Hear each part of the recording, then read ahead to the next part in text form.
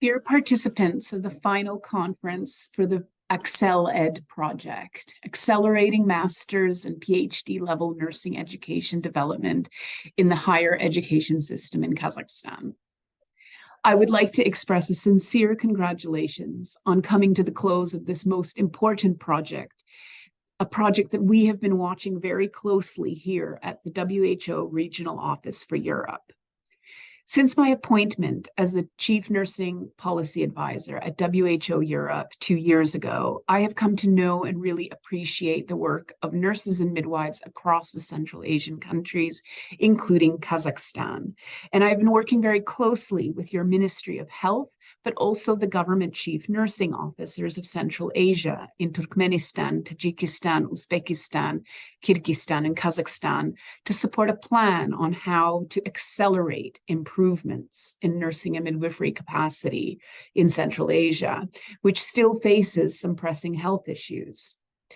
Nurses and midwives are the largest proportion of health professionals in Kazakhstan and are crucial for improvement of the quality of care and equitable access for patients to health.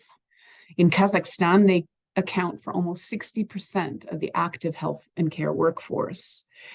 The regional average ratio is 2.2 nurses and midwives per medical doctor. And in Kazakhstan, there are more than 2.3 nurses and midwives per medical doctor. This comparison of densities can provide insights on whether we can achieve better health by reorganizing responsibilities across professionals. Ultimately, no single health professional can provide all the services, and cooperation between health professionals is essential. Saying that, I believe that in building a strong multidisciplinary team, it is also essential to recognize the distinct contribution of nurses and midwives and their knowledge and expertise. So education of nurses at all levels and at the highest levels of education is crucial to be prepared, for the health system to be prepared and to respond to such changes as needed, but also to inform those changes. So for example, an increasing number of countries have adopted policies to expand the functions of nurses, authorizing some of them to undertake examinations or prescribe medicines, make referrals under certain conditions. But nurses and midwives can also increasingly play part of the health system changes and the design of the new services at the policy level as they assume these new roles in this higher education. For instance, we have a new policy brief that you will see in social media this week about how governments have leveraged education to secure this. In Kazakhstan, density of nurses is 65.1 nurses per 10,000 population. That's almost the average of European region. And Kazakhstan alone produces 6,662 nursing graduates per 100,000 annually.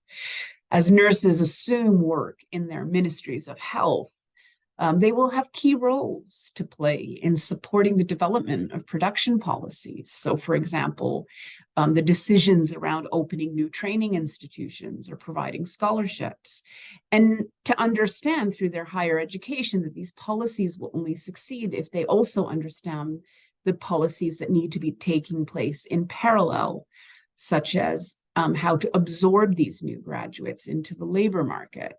This means creating work environments that enable newly trained nurses and retiring nurses to work in their profession at optimal levels. Otherwise, a fraction of them will migrate, work in another sector, retire early, or remain unemployed, and the resources spent on training them and supporting them will have gone to waste. So understanding data is also very important in these policies and how to disaggregate that data by age and gender. This needs to be collected, and currently in our region is not really being collected about nurses and midwives, and that includes Kazakhstan. But it is critical to have this data to know what kinds of policies are important to support. As we support, or as we start to prepare for the launch of an action plan for the Central Asian region that all Central Asian ministries of health will be working towards, we see very clearly the important developments in nursing and midwifery in Kazakhstan. And definitely Kazakhstan is leading in the region in this regard. Your educators and leaders have truly recognized the vital importance of reinforcing nursing science in Kazakhstan, strengthening nursing research methodologies, research in general, fostering evidence-based practice in nursing through collaboration, and improving the management and quality assurance of postgraduate nursing education. So some of you have been with me in Uzbekistan, Tajikistan, or Kyrgyzstan to share these experiences and this knowledge, which is invaluable, not only for the dignity of this centuries-old profession of nursing, but for the safety and wellness of the people around the world and around the region and in Kazakhstan. So today, I would really like to thank you for your hard work on this project and being part of what is truly a beacon of light and hope for better opportunities for nurses in Kazakhstan and better health for the people of Kazakhstan. Nurses and midwives shed light where there is no light. They bring hope where there is no hope, and they care where it is needed most.